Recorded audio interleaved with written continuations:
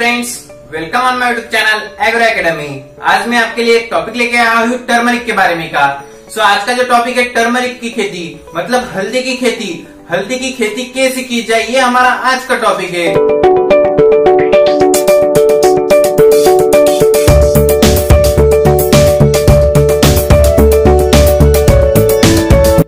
Friends, अगर अभी तक आपने हमारे चैनल को सब्सक्राइब नहीं किया है तो प्लीज फटाफट से चैनल को सब्सक्राइब कर दे, नोटिफिकेशन बेल को क्लिक कर दे, जिससे आपको हमारे चैनल के नए नए नोटिफिकेशन मिलते जाएंगे। हमारे चैनल पर ऐसी आपको यूजफुल नॉलेजफुल जो इन्फॉर्मेशन है खेती के बारे में की, एग्रीकल्चर के बारे में की, हॉर्टिकल्चर के बारे में की, सारी इन्फॉर्मेशन आपको यहाँ मिल जाएगी। सो फ्रेंड्स, प्लीज हमारे चैनल को विजिट करते रहिएगा। तो आज का जो टॉपिक है हमारा वो है कल्टीवेशन ऑफ टर्मरिक मतलब हल्दी की खेती। हल्दी की खेती कैसे की जाए और कैसे पाया जाए ज्यादातर प्रॉफिट। मैं आपको यहाँ पर सारे पॉइंट्स बता दूंगा कि कैसे उसके क्या क्या प्रोसेस रहती है हल्दी की खेती की। सो फ्रेंड्स, आपको जो है वीडियो जो पूरा देखना है, आखिर तक देखना है, तब जाके आपको समझ में आएगा कि कैसी होती है हल्दी की जो आधुनिक खेती है, बहुत अच्छी खेती कैसे की जाए और कैसे पाया जाए बहुत अच्छा प्रॉफिट। एग्रीकल्चर की जो डिग्री कर रहे हैं, जो स्टूडेंट डिग्री कोर्स कर रहे हैं, उनको भी ये वीडियो बहुत इंपॉर्टेंट है और जो हमारे फार्मर्स है उनके लिए तो बहुत ही इंपॉर्टेंट है। तो चलिए फ्रेंड्स, टाइम वेस्ट न करते हुए चालू करते हैं हमारा आज का टॉपिक कल्टीवेशन ऑफ टर्मरिक यानी कि हल्दी की खेती।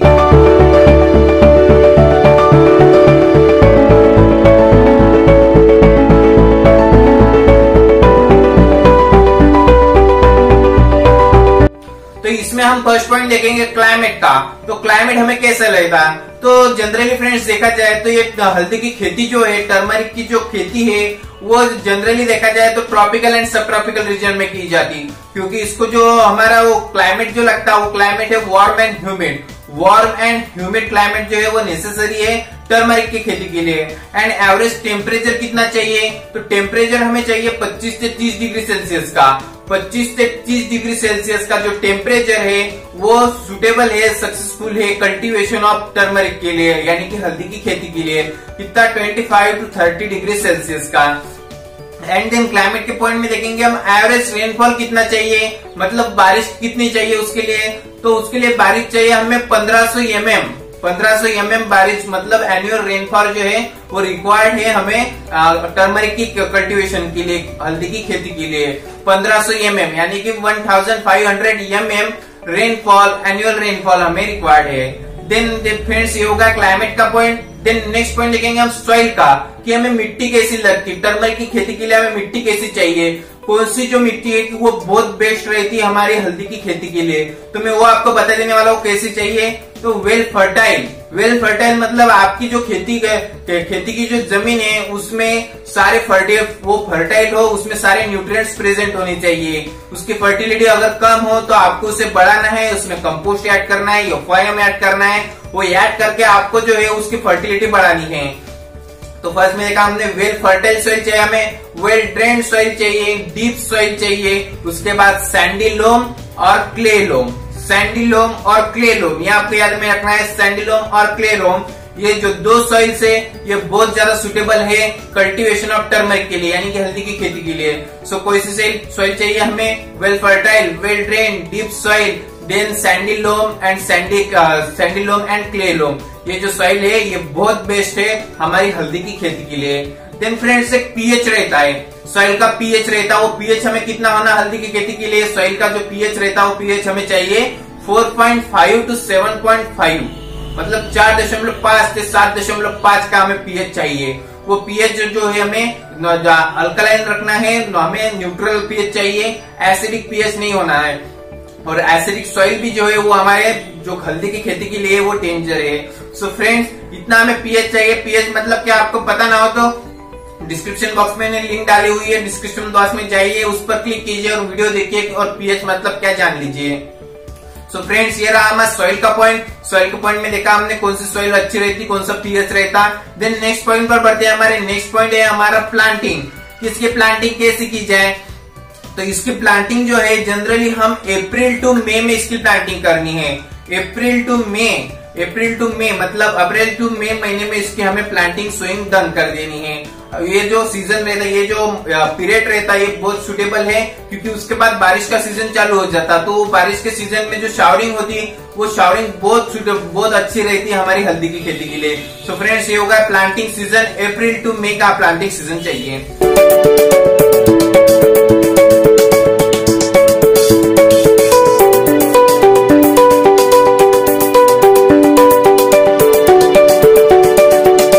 हमें इसके लिए कौन कौन से मैन्यूअल्स एंड फर्टिलाइजर्स यूज करने में आपको बता देता हूँ।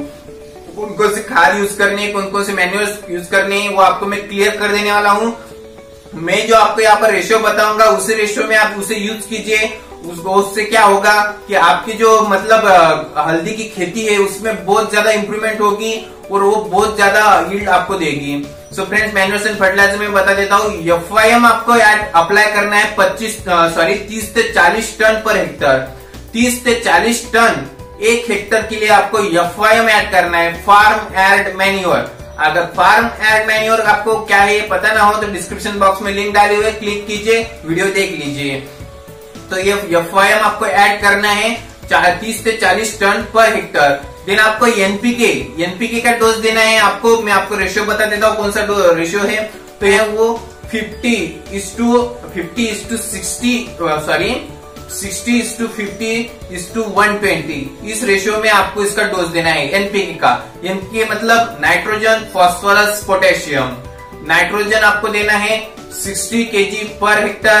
देन आपको फास्फोरस देना है 50 kg per hectare. And last में आपको जो है पोटेशियम देना है 120 kg पर हेक्टर। इस रेशियो में आपको एनपीके अप्लाई करना है 60:50:120 kg पर हेक्टर। ये आपको ऐसा इस रेशियो में यूज करना है, उसको अप्लाई करना है, अपने क्रॉप्स को देना है। उसके बाद जो आप ऑब्जर्वेशन देखेंगे, रिजल्ट्स देखेंगे, वो बहुत अच्छे रिजल्ट्स आएंगे। सो फ्रेंड्स, ये था मैन्यूअल्स एंड फर्टिलाइजर्स का पॉइंट। सो जो फार्मर्स होंगे मैं उनको सजेस्ट करूंगा इस रेशियो में आप इसका अप्लाई कीजिए, बहुत अच्छे रिजल्ट पाएगा आप। देन हमारा नेक्स्ट पॉइंट है जो कि बहुत ज्यादा इंपॉर्टेंट है। सो फार्मर्स होंगे तो वो ध्यान दे इस पॉइंट पर। हमारा ये जो पॉइंट है वेराइटीज का, मतलब प्रजातियां, कि कौन कौन सी प्रजातियां हमें यूज करनी है। तो मैं यहाँ पर आपको बहुत अच्छी कुछ वेराइटी बताने वाला हूँ कि जिससे आपको हाई यील्ड मिलेगी, डिसीज रेजिस्टेंस वेराइटीज होगी, वो वेराइटीज में आपको बता देने वाला हूँ। और मैं सजेस्ट करूंगा कि आप इनमें से मैं जो बताने वाला हूँ उनमें से वेराइटीज का यूज कीजिए और बहुत अच्छी खेती कीजिए हल्दी की। सो फ्रेंड्स, वेराइटीज के पॉइंट में हम देखेंगे सुप्रभा ये जो वेराइटी है बहुत अच्छी वेराइटी है, हाई यील्डिंग वेराइटी है। सुवर्णा, सुजाना, सुगाना ये जो वेराइटीज है ये डिसीज रेजिस्टेंस वेराइटीज है और बहुत अच्छे हाई यील्डिंग वेराइटीज है।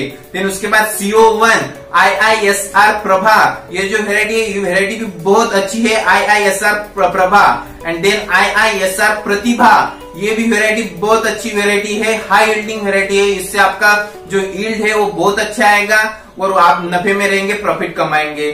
सो फ्रेंड्स, यहाँ पर मैंने जो वेराइटीज बताई आपको ये बहुत अच्छी वेराइटीज है। कौन कौन सी बताई मैंने आपको बताई? प्रतिभा, सुवर्णा, IISR प्रतिभा, सुवर्णा, सुगाना, सुदर्शना, IISR बताई मैंने कृष्णा।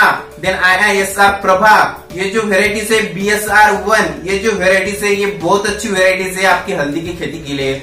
सो मैं सजेस्ट करूंगा आप इनमें से वेराइटी का यूज कीजिए और बहुत अच्छा प्रॉफिट पाइए, बहुत अच्छा इनकम कमाइए।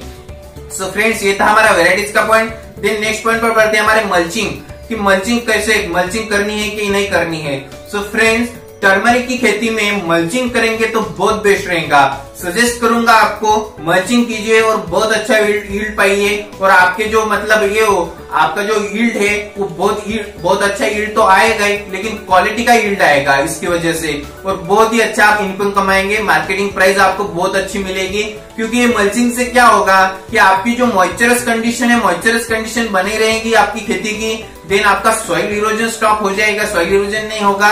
और वीड्स, मेन पॉइंट वीड्स नहीं बढ़ेंगे आपकी खेती में, जमीन में, आपकी लैंड में जो एक्स्ट्रा प्लांट्स होते हैं, अनवांटेड प्लांट्स होते हैं वो नहीं बढ़ेंगे। ये आपके लिए बहुत फायदेमंद रहेगा मल्चिंग करेंगे तो। डिस्क्रिप्शन बॉक्स में मल्चिंग की मैंने लिंक डाली हुई है, वो वीडियो देखिए और मल्चिंग मतलब क्या पूरा जान लीजिए, डिटेल में जान लीजिए। सो फ्रेंड्स, मल्चिंग करनी है आपको। देन नेक्स्ट पॉइंट है हमारा वीडिंग का। अगर आप मल्चिंग नहीं करेंगे तो आपकी वीड्स बढ़ जाएंगे, आपकी खेती में अनवांटेड प्लांट ही ज्यादा बढ़ जाएंगे। सो उससे क्या होगा कि वो सारे न्यूट्रिएंट्स सक कर लेंगे और आपका जो मेन पौधा है हल्दी का उसे कुछ नहीं मिल पाएगा। उसके लिए आपको वीडिंग करना बहुत ज्यादा मतलब नेसेसरी है। वीडिंग करेंगे तो आपके जो न्यूट्रिएंट्स है सारे न्यूट्रिएंट्स हमारे मेन प्लांट को मिलेंगे, हल्दी के प्लांट को मिलेंगे और उससे वो बेटर ग्रोथ करेगा।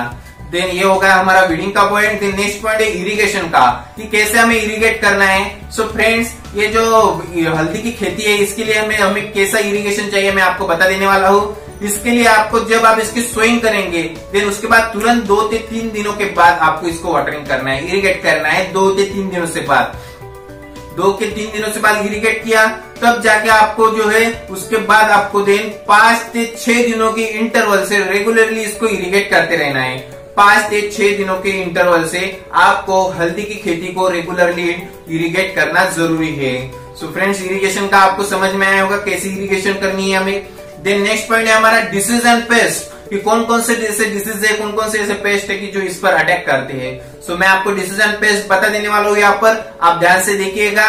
सो डिसीजेस में देखा जाए lip blotch, leaf spot, rhizome scale, ये जो डिसीज है ये डिसीज मेनली आती है। कौन से leaf spot, leaf blotch and then rhizome rot, ये जो डिसीज है मेनली अटैक करते हैं 3 डिसीज हल्दी के पौधे के ऊपर, leaf blotch, leaf spot and then rhizome rot. ये बहुत मेन डिसीज है इसके ऊपर के।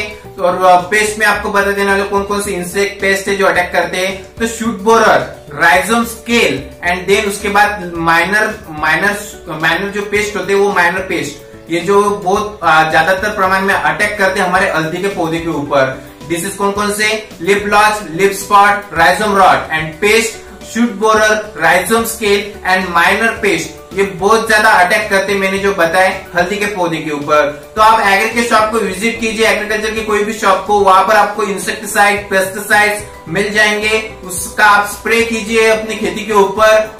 और ये जो डिसीज पेस्ट है इनको कंट्रोल कीजिए, क्योंकि इसको कंट्रोल नहीं करेंगे तो आपकी जो पूरी खेती है हल्दी की वो कुछ काम की नहीं रह जाएंगी, उसका यील्ड बहुत अच्छा नहीं आएगा, आपको मार्केटिंग प्राइस बेस्ट नहीं मिलेगी। सो फ्रेंड्स, अगर इसको कंट्रोल करना बहुत जरूरी है, इसको कंट्रोल कीजिए और मार्केटिंग प्राइस बहुत अच्छी पाइए। सो फ्रेंड्स, ये था हमारा डिसीज एंड पेस्ट का पॉइंट। देन नेक्स्ट पॉइंट पर बढ़ते हैं हार्वेस्टिंग। हार्वेस्टिंग हमें कब करनी है, तो हार्वेस्टिंग में बता देने वाला हूँ आपको 7 से 9 महीने के बाद, 7 से 9 महीने के बाद आपको इसकी हार्वेस्टिंग कर देनी है। क्योंकि 7 से 9 महीने के बाद 7 to 9 मंथ्स के बाद जो है वो आपका जो क्रॉप है, हल्दी का क्रॉप है, टर्मरिक का क्रॉप है, वो रेडी हो जाएगा हार्वेस्टिंग के लिए। तो आपको 7 से 9 महीने के बाद इसकी हार्वेस्टिंग डन कर देनी है। सो ये हार्वेस्टिंग आपको जनरली जनवरी टू मार्च, इस महीनों के अंदर आपको डन कर देनी है, इस पीरियड के अंदर, जनवरी टू मार्च। सो फ्रेंड्स, ये रहा हार्वेस्टिंग का पॉइंट। देन नेक्स्ट पॉइंट है हमारा ईल्ड का। तो ईल्ड हमें इससे 20 से 25 टन ईल्ड गेन होती है। सो बहुत अच्छी ईल्ड मिलती है फ्रेंड्स, इससे हमें 20 to 25 टन ईल्ड मिलती है। सो ये जो पॉइंट्स है ये थे हमारे कल्टीवेशन ऑफ टर्मरिक के। सो आपको समझ आए होंगे, आई होप आपको सारे पॉइंट समझ आए होंगे। सो ये टॉपिक आपको कैसा लगा हमें कमेंट बॉक्स में कमेंट करके बता दीजिए। और फार्मर को सजेस्ट करूंगा मैं कि इस तरह के मैंने जो पॉइंट्स बताए वो फॉलो कीजिए और अच्छे से खेती कीजिए। और जो एग्रीकल्चर की डिग्री कर रहे हैं उन स्टूडेंट्स को मैं बताऊंगा कि सारे पॉइंट एनालिसिस कीजिए और एक्सप्लेन कीजिए। सो फ्रेंड्स, आई होप आपको समझ आया होगा, तो हमें कमेंट बॉक्स में कमेंट करके बता दीजिएगा कैसा लगा आपको आज का टॉपिक। और हमारे चैनल को सब्सक्राइब कर दीजिए, नोटिफिकेशन बेल को क्लिक कर दीजिए। सो फ्रेंड्स, मिलेंगे अब नए पार्ट में नई इन्फॉर्मेशन के साथ, तब तक के लिए ये रुकते हैं। Thank you.